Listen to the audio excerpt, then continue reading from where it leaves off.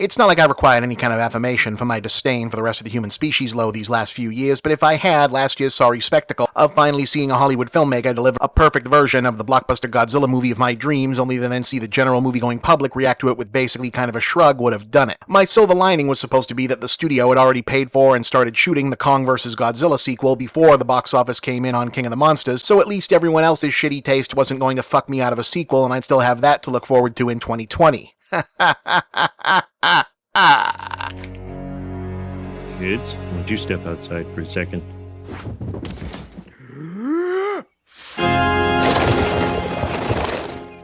So yeah, no new kaiju movie for me this year. Not really the worst thing that's happened, but who's even keeping track? And at least we'll always have time to revisit the classics. For example, Arrow Video, one of the current champions of extant physical media. For my under 20 viewers, physical media are those mysterious, uniformly shaped oblong items stacked neatly on the bookshelves in the background of any YouTuber more than 5 years older than you. Is set to release a gorgeous sounding Blu-ray package in August collecting the Gamera films, which we've somehow done just over 380 of these shows without covering in detail. Oh, well, it's interesting that you asked that, because the opening lyric of the Gamera song has sort of a Rodgers and Hart feel to it. Let me show you what I mean.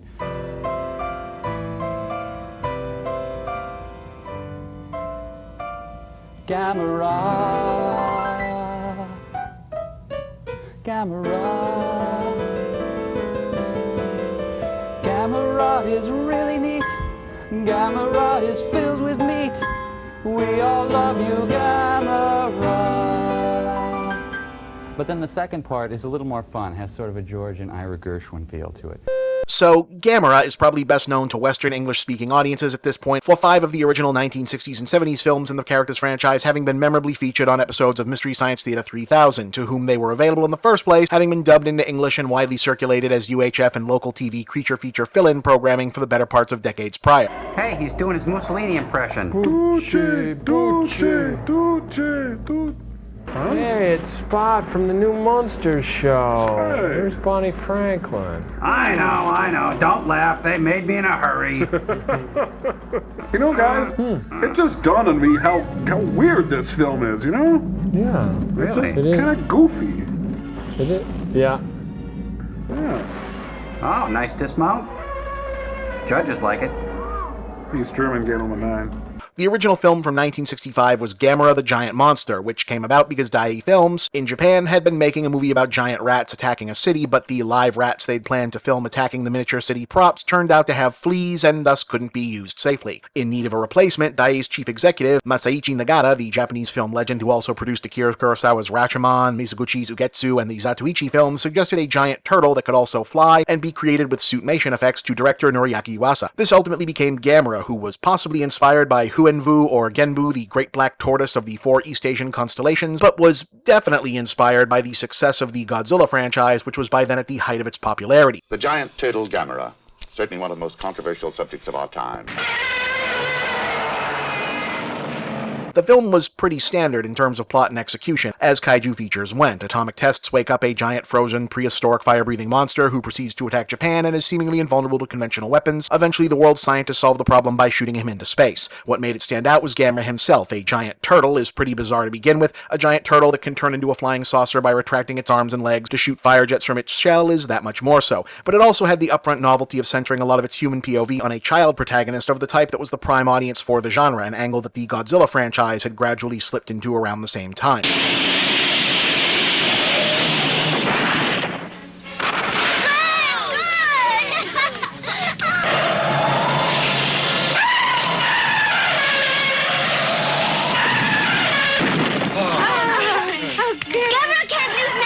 But whereas Godzilla would go back and forth on that front, really only doing one outright kid-centered entry and otherwise sticking to the broad pulp action sci-fi genre in its initial run, Dai saw that kids connected with the Gamera is our guy angle and decided to run with it for a marathon 6 more films over the following 6 years, which would see the giant turtle return to Earth with a new official title, Gamera, the Friend of All Children, to protect the young and innocent from a succession of enemy monsters in Gamera vs. Baragon.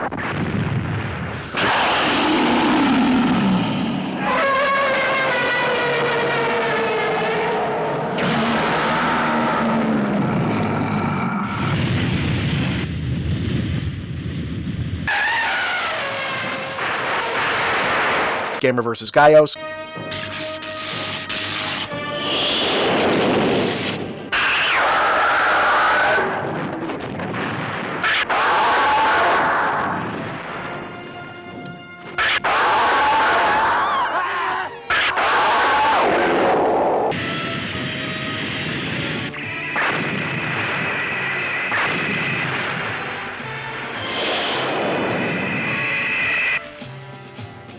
Gamera vs. Virus,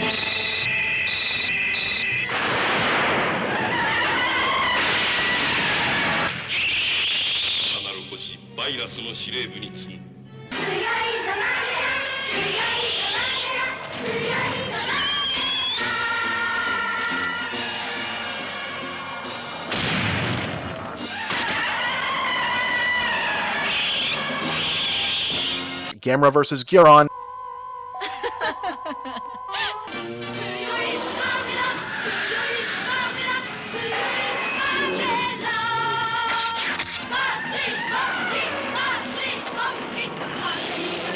Gamera vs. Jiger,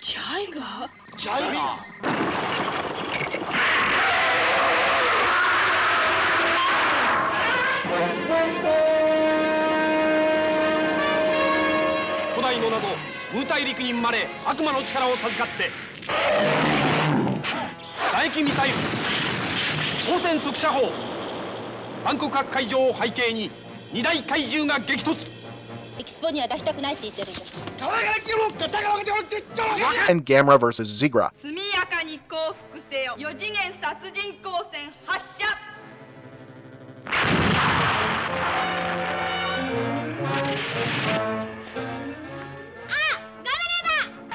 しかし人類の味方である正義の怪獣ガメラはの怪獣映画の決定版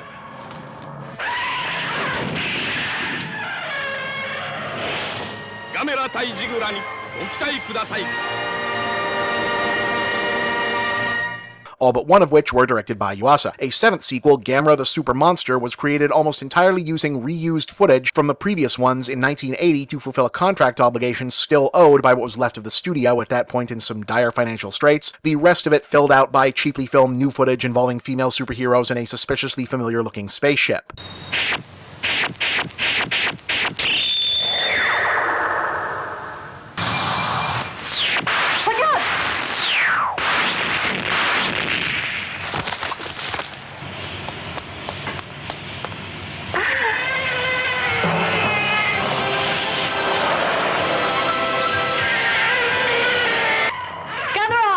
Now that you're free, go and attack the monsters. Go do your best! Gamera! Yuasa was so offended by the production that he requested new ending be added, establishing that Gamera sacrificed himself to save the day, hoping to dissuade anyone from trying to make any further, even worse follow-ups. Gamera is going to fight the spaceship. He'll get himself killed. Gamera! Don't go, Gamera! Come back! Come back! Come back! Gamera! Gamera!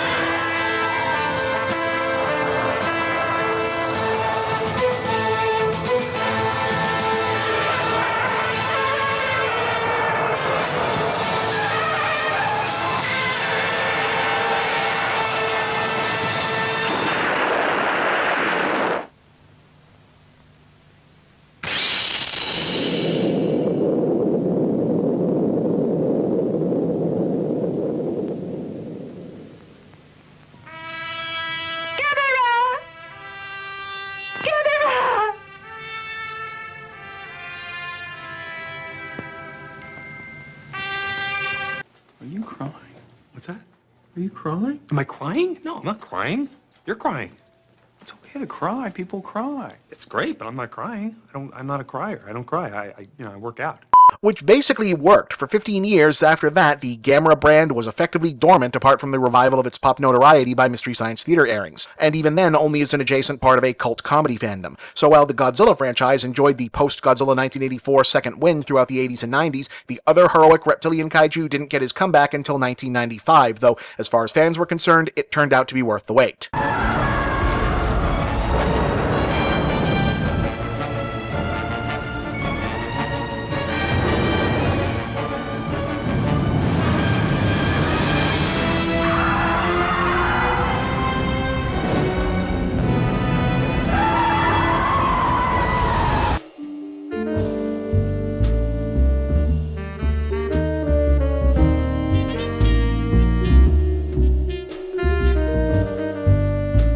When last we left Gamera, what may have been 1960s Japanese filmmaking's second most popular giant monster had met an ignominious end in a poorly cobbled together stock footage travesty final act so egregious that his original filmmaker opted to kill the character off so that he would not suffer any further indignity.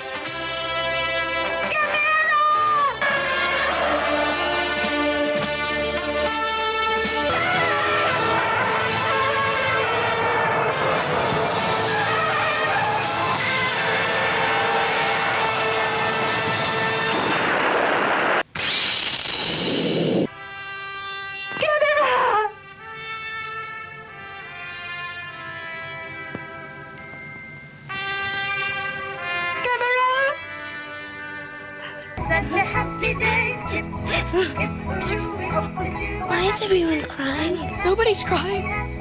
But 15 years later, with nary a peep heard from Gamera in the popular culture, other than his recurring appearances as a figure of loving mockery on Mystery Science Theater 3000, which probably did more than almost anything to keep the brand alive in the first place. Hey, Snappy! Sounds like the Vienna Boys Choir sings songs of Gamera. It's the cast of Oliver, I think. Senorita Gamera? Senorita Gamera. Oh. Whoa. Gamera is really neat. Gamera is filled with meat. We've been eating Gamera. Shell, teeth, eyes, flames, claws, breath, scales, fun. Gamera came roaring back into theaters in a way almost no one had ever expected. 体長80メートル水中速度150ノット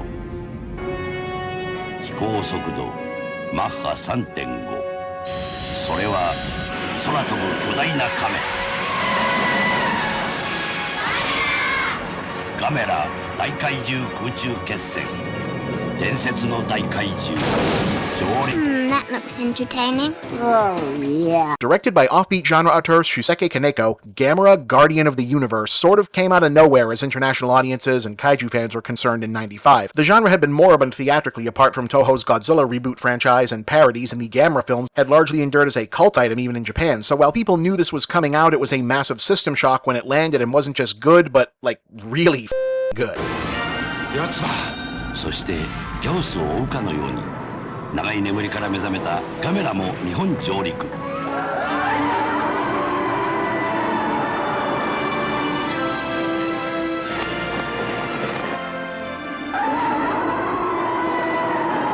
Rebooting the somewhat tenuous mythos from the ground up to reimagine Gamera and Gios as rival ancient Atlantean genetically engineered bioweapons reawakened to continue battling in 20th century Japan, Kaneko essentially took the opportunity of Gamera being familiar but not laden down with cultural baggage like Godzilla to reinvent the kaiju genre around him, swapping out the pulpy tokusatsu and manga-infused sensibilities Toku had been leaning on for their better-known series for a weighty, quasi-realistic tone and aesthetic that owed more to old-fashioned disaster movies and American blockbusters like Jurassic Park and Independence Day.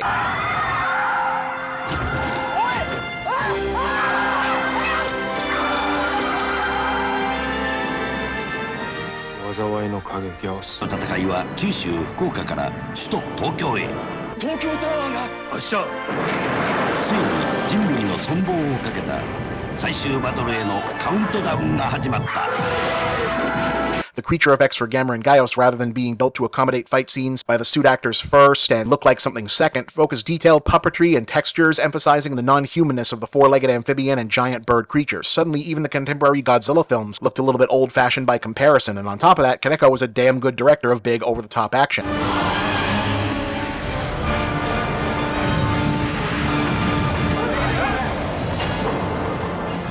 来るよ。ガメラはきっと来るよ。 超音速の大決闘 Guardian of the Universe was a huge hit in Japan, picking up 2 coveted Blue Ribbon Awards for the Best Supporting Actress and Best Director, and 4 prizes at the Yokohama Film Festival that year. The buzz was big enough to earn a US run, home video release, and a thumbs up from the late Roger Ebert. It stirred up enormous nostalgia within me for the kind of good-hearted, goofy, preposterous tradition these Japanese monster movies come out of. I'm glad I saw it, I enjoyed it, and so, I have to give a thumbs up. Kaneko was immediately tasked with turning his reimagined Gamera into a trilogy, following up with Gamera Attack of Legion and Gamera The Revenge of Iris, both of which ratcheted up the deconstructionist genre take's overall darkness and New Age spiritualism that previously nibbled at the margins in Guardian, with subplots expanding on young women with psychic connections to monsters and the overall moral ambiguity of the kaiju themselves, which Kaneko presented as morally ambiguous, godlike animistic nature spirits rather than atomic age accidents of science, in an approach that bore more than a passing similarity to the way fellow Japanese genre iconoclast Hideaki Anno was reinventing the giant mecha format with in Evangelion in the same period.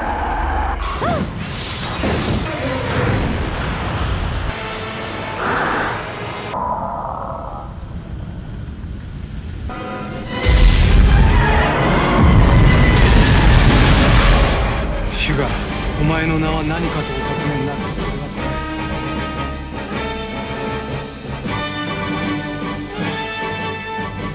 あれはガメラ。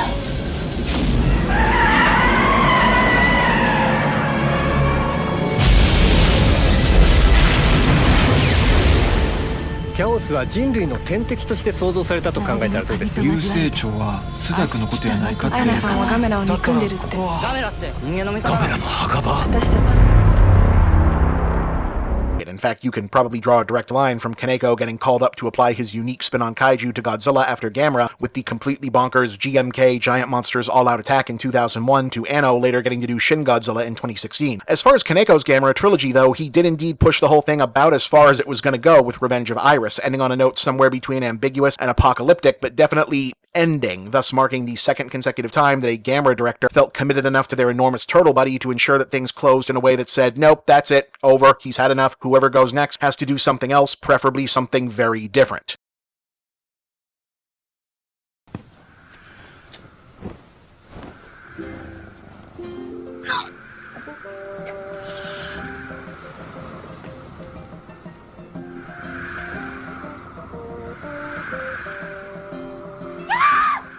Yeah, but whatever fans were expecting after a 7-year absence, it was not 2006's Gamera the Brave. Another reboot, this time aimed at finding a 21st century middle ground between an earnest revival of the original series' Friend of All Children conceit and Kaneko's gritty 1990s take, while also continuing to ground the franchise in a relatable contemporary version of present-day Japanese culture, following a prologue establishing a new continuity where a Kaneko-style heroic but dangerous Gamera seemingly self-destructs in a battle with multiple Gaios in 1973, which, while not explicitly referenced as such in the film, some fans take as meaning to place this as a pseudo-sequel to the original series' Erasing Super Monster. The story leaps ahead to the present and settles into a lightly dramatic 1980s Amblin and/or Walt Disney-style family fantasy adventure in which a troubled young boy discovers that his newly hatched pet turtle is a reincarnation of Gamera and, along with his precocious neighborhood friends, endeavors to hide the rapidly growing animal from shady government authorities who want to capture and experiment on it, in part because there are kaiju attacks happening again, but they're actually coming from a different evil monster called Zedus, which is probably why Gamera has reappeared in the first place, ultimately meaning that the children of Japan will need to rally together to save their nation by helping to power up the new Gamera and show their strength against the closed-minded grown-ups who've forgotten that Gamera is good, actually.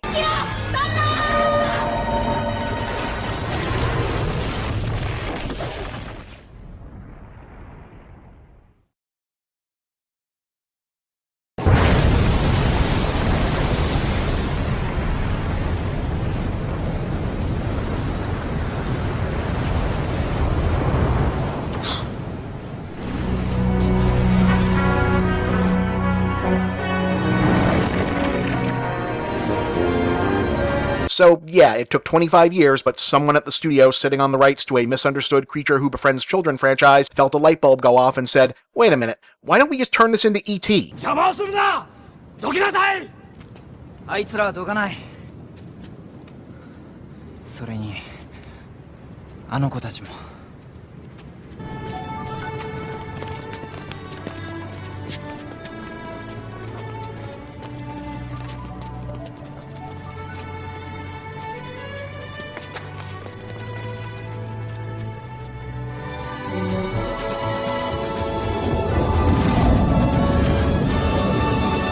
Well, for one thing, Spielbergian childlike earnestness wasn't exactly super in vogue circa 2006. You may recall that the early 2000s filmography of the guy the phrase Spielbergian refers to looked like this, and giant monster movie fandom in general was more or less right there with the rest of mainstream action fandom and just not really being in the mood to have the first big non-Godzilla kaiju revival in several years transition directly from fiery apocalyptic badass to cuddly big-eyed soft boy who does his best, even if the third act still delivered plenty of broad daylight monster battles and very impressive city destruction. So the mixed reception was really unfortunate because, honestly, I think taken as its own fresh spin on the brand, Gamera the Brave is probably one of the best films in the franchise and easily a model for how you'd want to take a swing at any hypothetical Western reboot of the character, given that you really do have to do something other than Godzilla again but a turtle this time. By default, it's still the most underseen of the series, and it didn't have the original's TV rerun and MST3K exposure or the Kaneko trilogy's Film Geek street cred to fall back on, but now that these are all going to be easier to own and stream than before, it's definitely worth making time for when they hit.